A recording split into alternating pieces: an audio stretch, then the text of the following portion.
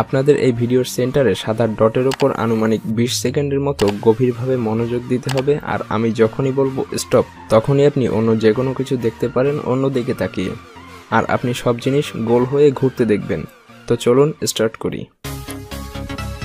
Friends, আমিও আপনাদের সাথে এটি দেখছি। আপনারা দেখছেন এটার মাঝখানে দুটি সার্কেল রয়েছে যা বিপরীত দিকে অনবরত ঘুরছে।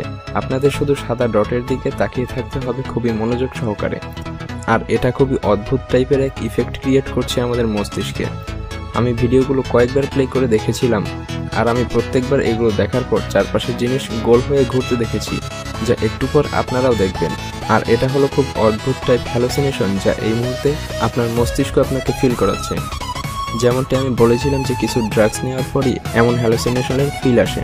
হ্যাঁ, চোখের পলক খুবই কম ফেলার চেষ্টা করুন। টাইম প্রায় হয়ে এসেছে বন্ধুরা, আর কিছু সেকেন্ডস বাকি আছে, দেখতে থাকুন। ওকে, স্টপ। সময় হয়ে গেছে অন্যদিকে তাকানোর। ওয়াও, ও মাই গড!